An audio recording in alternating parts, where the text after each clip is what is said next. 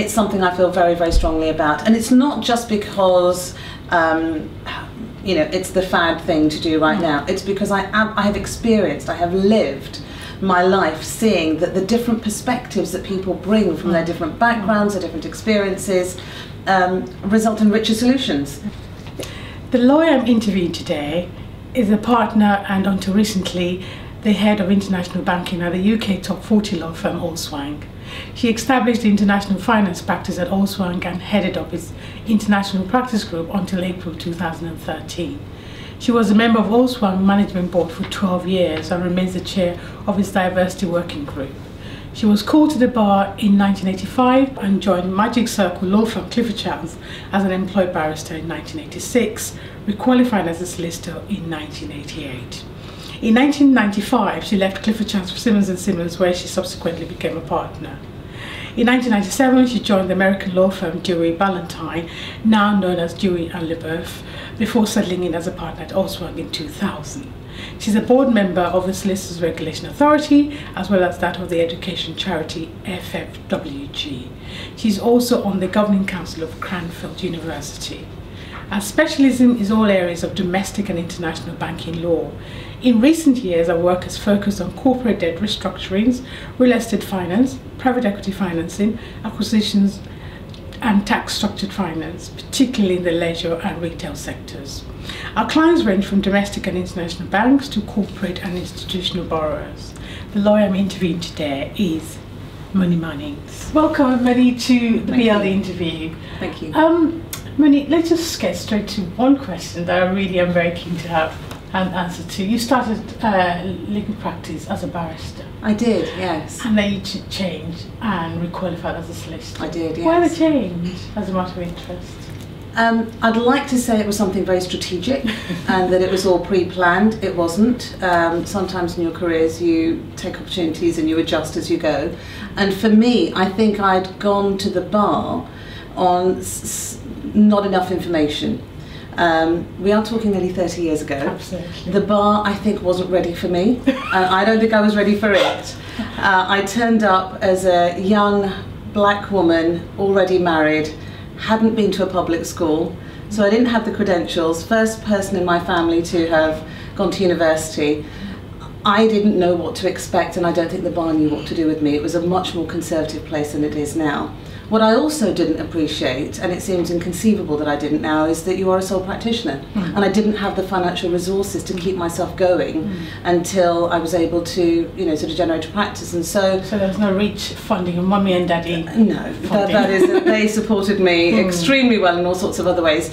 So a combination of things, a misunderstanding of what I was letting myself in for, the lack of resources, combined with the city was bursting into flame at that point. So in the early 80s, the opportunities were huge.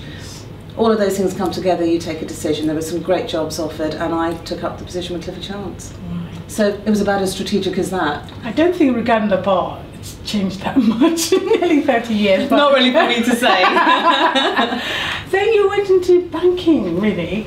You for over 20 years at least, you've been in banking law.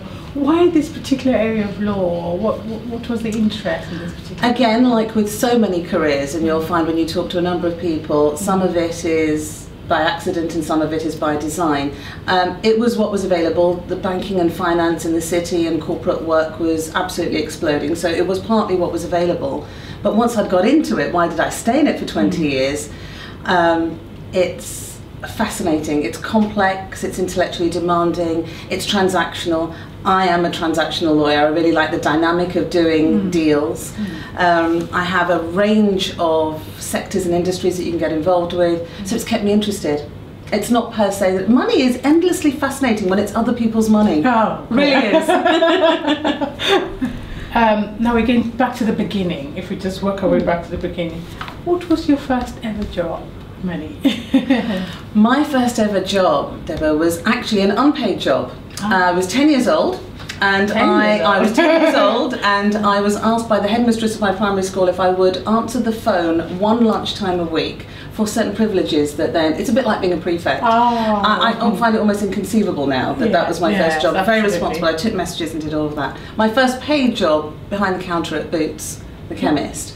as a Saturday job, and I wore a white coat, and it decided me that actually perhaps being a doctor wasn't what I wanted to do, even though that was, that was I like the white coat. So Saturday jobs, as you would, at the age of 16, 15, sort of did that. So you decided supermarket is not for me, the white coat maybe not. No, so not my best look. Why law? I think law chose me more than I chose it, to be honest. I didn't have much of a clue as to what I was going to do when I was at school. My family were very proud of me already for having done A-levels, so they were just happy with whatever I did. And so I sought guidance from my teachers, and their observation about me was that I am very articulate, which was a nice thing, and that I could argue the hind leg off a donkey, so that I was good at arguing, and that I always had a position on things, and so they urged me to consider law. I think it was quite inspired of them, actually, because it does suit me. But it was, again, I'd like to give you a sense that there were lots of strategic decisions. No. It was taking up the opportunities and saying, okay, I'll try that. So you mentioned something like they were really happy I did A-levels anyway. Were you the first in the family to go to university in that case? I was the first in my family to go to an English university. There have been one or two in where my parents come from, but not in England, and it was a very different system. Right. And so they were just very happy that certainly very happy and very proud. You went way beyond A-levels. but unfamiliar, and so not really able to guide. So they gave me what parents should give you, which is support and affection and foundations, but they weren't really able to guide, so I was looking to my teachers at that point. Interesting. When you think back now, or even think right now, other than, if you were to choose another career other than law, what would it be and why? Where would that be? That's a really interesting question. What would I choose to do if I wasn't a lawyer? Once you've been a lawyer a long time, you sort of decide that you're really not fit to do anything else. So I don't really know what I would do now, but I guess putting my various passions together, I'd be a travel writer. I love travelling. The world is an extraordinary place, and you go to the far corners of it and you find that we are vastly different and profoundly the same. And I love that, so I would travel. And I would love to write about it. And get paid. Hey, Michael Pelling, here you come. Just would be my dream job. That's great. Actually, when you think back in terms of career advice, what would you say was the worst career advice you've ever had? So, there's nothing that particularly stands out, but I would say that from time to time I have been advised to go for the money. If there's been various options to go for the money. And I'm not saying it's the worst advice, but it is really limited advice. The counterbalance to that was that a mentor of mine once said to me, when I said, I've been told maybe I should take the job offer that's paying the most money, my mentor said, you get used to the money, you don't get used to the difficulties. So if you've chosen wrong, if the institution, the environment, the people are not right, the opportunities, the prospects, you get used to the money, but you don't get used to the frustrations of that. So I thought that was very good advice. The other piece of advice I've been given, actually by really more through family, has been just go for the opportunities, just try it. If you're not sure that you're up to the task, give yourself the benefit of the doubt.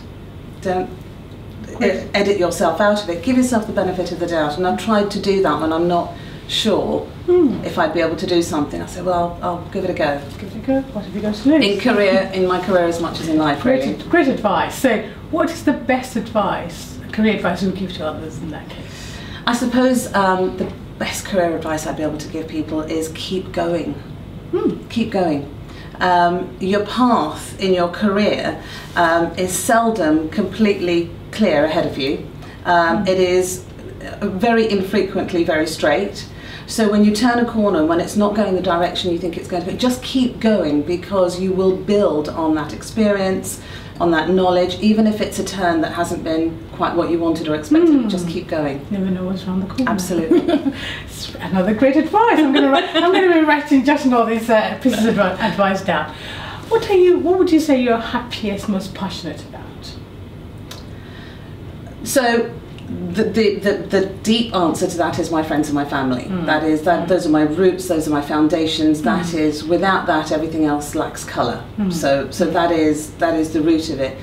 But in terms of my intellectual and professional endeavour, I suppose the things that I'm most passionate about are literacy, I feel it's the core, it's the key that unlocks the world for you. And social mobility, really, really important to me. I have benefited from that in our structures and our societies, and I've been able to, from time to time, open a few doors for other people, and it's really important to me that we keep our societies moving, because from that comes extraordinary innovation and progress, and that I feel is really important. Talking about social mobility, I mean, comparing that to, let's say, when you started out, fair number of years ago. Very kind. Very kind. How do you think the state is at the moment? Are we going backwards? Or? I'm very concerned. I'm very concerned about the stratifying of our society, much more than it was. The 80s was probably not the most enlightened time when I was going into the world of work, but it was a very fluid time. It may not have been enlightened, but there was movement. If you had talent, there was an opportunity to make money, to build careers. Education was free for those who were talented enough to get there. There were a lot of opportunities, there were apprenticeships, all sorts of things. I see that closing down. I see people not moving from very far from their original base, and I'm not saying that one has to, but the opportunity to do so is limited, so it really does worry me. I think it makes all of our institutions, whether it's legal institutions, whether it's our government institutions, whether it's medicine or anything, the poorer for not having that diversity of input. And so, no, it worries me. I don't think we are in more enlightened times when it comes to social mobility. Yes, yes, very interesting point. What are your dislikes? What makes it go, can't stand that? There's probably, if you ask my family, there's probably 1,000 things. I suppose one of the things that is at the core of me, which has affected my life and my profession and everything, is I don't like moaning. Now, there's a difference between effective complaining. I'm all for agitation, constructive, active complaining and movement, and proposing things. And I sort of give myself a 3-minute rule. We're all human, so I'm allowed to moan for about 3 minutes before I've got to start. And I will pretty much tolerate from my family about 3 minutes worth of moaning, which is the emotional bit of I'm fed up, this is rubbish, you know, we should do something, it's an outrage, something ought to be done. But then I'm very much more inclined towards okay, so what are we going to do about it? What can be done? So I really hate people that just moan and don't do anything about it. Fine, use that insight and do something. So that's kind of a pet hate. I just wonder, who is the person you most admire, dead or alive, and why? That's a very good question. I have had different role models and different people who I've admired as I've gone through my life, but I suppose the core, the sincere answer to that is my parents. Particularly my mother, but both my parents. I very much feel I stand on the shoulders of giants, which is the phrase. They came from the other side of the world. They were born and brought up in Pakistan with a very limited education, but they had drive and they had ambition. They came to the other side of the world and set the foundations for myself and for my brother. Education ran to the core of their values and being a decent human being and putting back into your society. So who do I admire? They live their lives like that. I feel that I have done a fraction of what they actually did, and so who do I admire? Who do I live up to? I guess it's them. Good. Well, I'm sure they're very proud of you. Yeah, my dad still tells me off from time to time. He feels he can. I'm quite interested in, you touched on diversity earlier on, in terms of social mobility. I'm interested, you chair the Olswang Diversity Working Group. What does that role entail, actually? So the role of the Diversity Working Group, which I chair, is really to hold a mirror up to Olswang from time to time, to keep looking at ourselves and identifying issues, if there are any, that need to be addressed or can be improved, making sure that we don't become complacent across a full range of diversity issues, then coming up with proposals and solutions. We're not trying to change the whole world, we're just trying to make Olswang better at dealing with itself, and it's very easy to become complacent and used to certain patterns, to keep examining any institutional habits that are growing up. whether it's in our recruitment policies, our promotion policies, in our language that gets used in the firm. So what we do is we identify areas and then produce proposals and then put them to the management board, the most recent of which, for example, which has meant that I've taken a more partnership role with the diversity working group, is last year we hired a diversity manager specifically to deal with the issues at an executive level. Mine was much more of a non-executive guidance role, which the management board supported completely. We have that person in the team. The whole management board has been through unconscious bias training. This is now being rolled out to the whole firm, as well as the partnership, of course. And so it's a slow progress towards not standing still. That's really the role in conceptual terms. No, probably a daft question, but how passionate are you about diversity? Oh, not at all. Not at all. As you can probably tell, it doesn't occur to me at all. It's something I feel very, very strongly about, and it's not just because it's the fad thing to do right now. It's because I have lived my life seeing that the different perspectives that people bring from their different backgrounds, their different experiences, result in richer solutions. And that's true not just in terms of ethnicity, gender, sexual orientation, whatever it might be. It's true of just which bits of the country you come from, which bits of, there's all sorts of ways in which we can be different, and a diverse input of insights just makes an institution and decisions better and stronger, and it's so much more fun. As well as being, in my opinion, the right thing. I mean, it is the right thing to do. In terms of, from the Olswang angle, the law firm angle, how important is it in terms of the fabric of the firm itself? As opposed to, people say, well, people talk about it and they roll things out and it's just to tick boxes, but how is that woven into the whole fabric of So Deborah, that's a very important question to ask of any institution, because a policy is one thing, you can write that down and you can tick the box. A culture, which is really where diversity should sit, it's in the cultural fabric of an organisation, is a very different thing.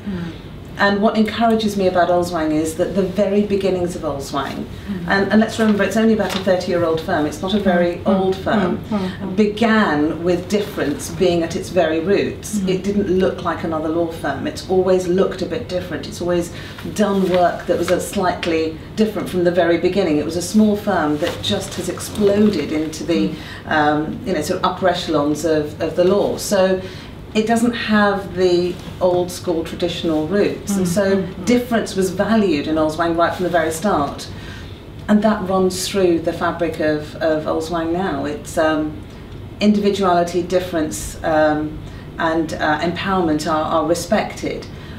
We mustn't get complacent, that's the point. It would be very easy to say, oh, we're already different and we value individuality, and look, we're a little different from other law firms. But at the end of the day, we are a law firm and we have structures, and we need to make sure that they are kept current. But the support from the management through to the partnership and down is very strong, very strong.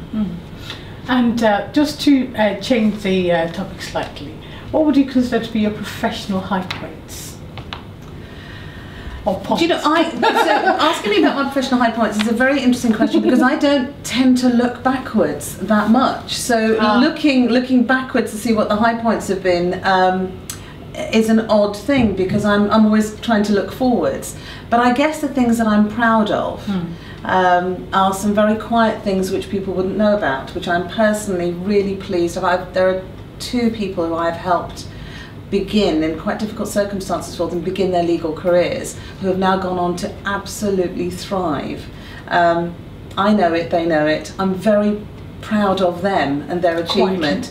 Very quite. And so in terms of my professional achievements, to be in a position where you could help open a door for some other people who may not have been able to open it by themselves, but once through the door are thriving, makes me feel very pleased that I came into this profession. What do you call it? Hands up, not a hands out. Yeah, absolutely. That's exactly right.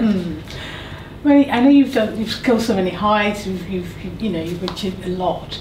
But any as yet unfulfilled ambitions lurking there? I have more ambitions that change every week. This is the problem with me. There are so many amazing things that you know that I would want to do. So professionally, I guess in terms of ambitions, it really goes back to social mobility, I think. I am as concerned for the law as I am for our society at large, that we are becoming narrower in our reach. When you look at training contracts at the moment, and you see that there are a very small number of places relative to the profession that can afford to provide training contracts, and where they are, and therefore the diversity of people that can get through, how can we change things? And one of the things that I'm keen on being able to influence in my position at the SRA is looking at all of those issues in the broadest sense.